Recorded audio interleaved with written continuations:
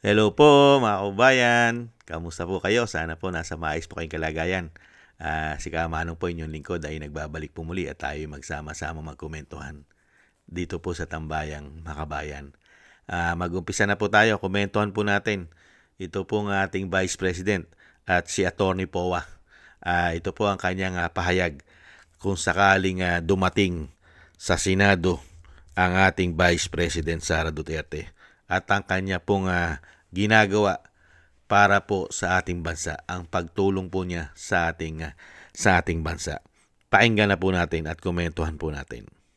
Hindi inaalis o sinasantabi ni Defense Panel spokesperson Attorney Michael Powa ang posibilidad na dumalo o dumating sa pagdinig sa Senado si Vice President Sara Duterte. Ayon po kay Powa, hindi pa sila nag-uusap ng Vice Presidente ukol sa issue pagkatapos ang pagbisita nito sa Senado noong nakalipas na linggo. But of course, I wouldn't discount the possibility kung sakaling dumalo siya sa trial.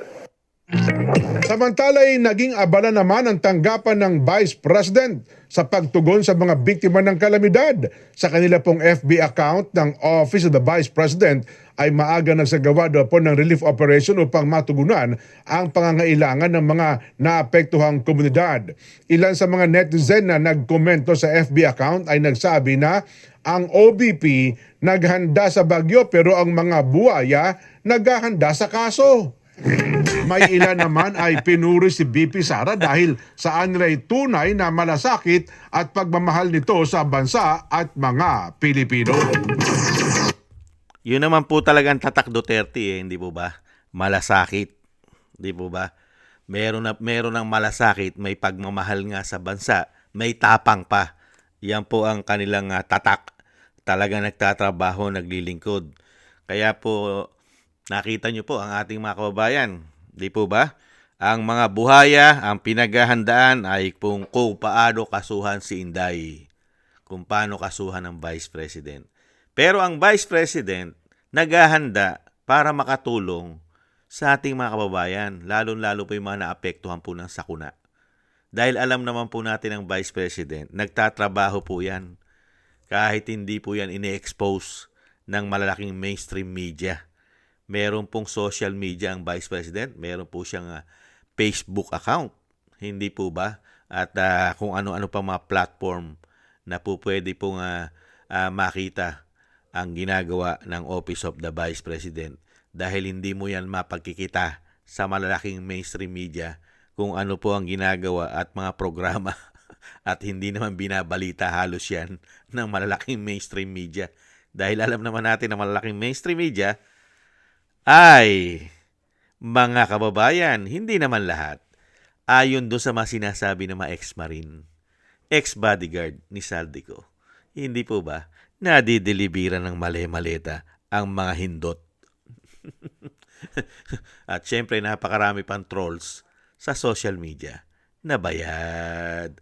Kaya po yan mga kababayan at syempre po ang ayon po sa ating abogado, ang abogado po ng Vice President, si Atty. Powa, ang kanyang depensa, syempre, abangan na lang. Hindi naman po inaalis na ang Vice President ay hindi pupunta dyan po sa Senado para po makita at mapakinggan ang mga binabato sa kanya na mga gawa-gawa at scripted na pagbibintang sa kanya para siya ay ma-impeach. Dahil alam naman po natin, ayon mismo sa balita, ang tinatrabaho ng mga buhaya sa ating bansa na ubod ng lalaki ng mga pinagnanakaw, di umano, ay para nga kasuhan ang Vice President.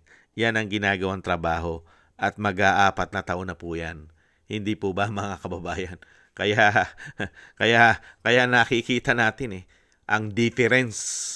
Kitang-kita po natin ang difference kung paano po maglingkod ang Vice President. Ikumpara mo sa napakaraming buhaya sa ating bansa. Hindi po ba? At lalong-lalo na, yung kumukontrol at tumahawak ng kaperahan ng bansa, yung pumipirma ng budget. Nakita naman natin kung paano magtrabaho. Nakita niyo po, isang damukal, mas malaki pa ang binabudget kay dating Pangulong Duterte. Pero ang binigay sa ating trabaho, ilubog tayo sa baha dahil sa kanyang 5,500 flood control. Ilubog tayo sa kahirapan. Hindi po ba? Ilubog sa utang ang bansa. At nagbalikan na naman ang problema ng bansa, lalong-lalo ang pulburon at krimen. At nahandyan pa ang makakaliwa na kasama na rin nila. Nakita niyo po mga pinagtatrabaho sa atin at pinagnanakaw pa. Di umano, pati ang ating reserve gold, hindi kaya. At isang damukal na issue ng korupsyon ang ginawang paglilingkod. Samantalang ang Vice President, mga kababayan, nagtatrabaho kahit iniipit ang kanyang pondo. Dahil alam naman po natin ang budget ng Vice President ay kakarampot ikumpara mo sa Office of the President na isang damukal na bilyon-bilyon. Mas malaki pa nga ang budget ng PCO, ang opisina kung saan nahandun ang tagapagsinungaling.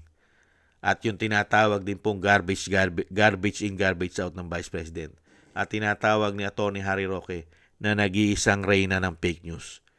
2 billion mahigit ng budget. 2+ billion.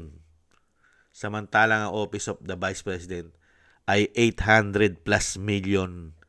Napakarami pang programa at paggawa at pagtulong. Unbelievable. Yan po mga kababayan ang ating komento at hindi po inaalis ni Atty. Powa na ang ating Vice President ay pumunta sa Senado at tuloy-tuloy po ang kanyang trabaho at pagtulong. Kaya abangan na lang po natin ang ating Vice President. Isang araw ay nasa Senado na po yan. Hindi po ba?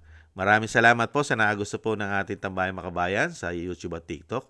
At ganoon din po sa ating mga subscribers, sa mga nagko-comment, like, share, subscribe at patuloy nagsusubscribe. Shoutout po sa inyo lahat. Thank you po. At thank you rin po sa mga nagbibigay po ng tulong at biyaya.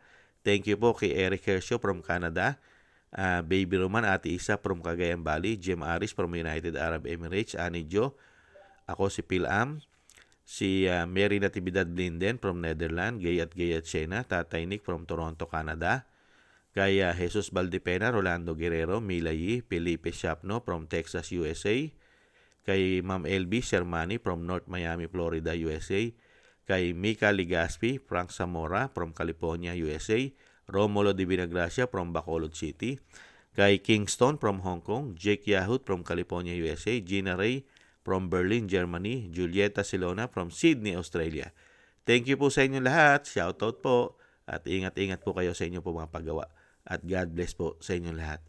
Ingat-ingat po at tiis-tiis lang po tayo mga kabayan. Kailangan po natin magtiis. Bye-bye.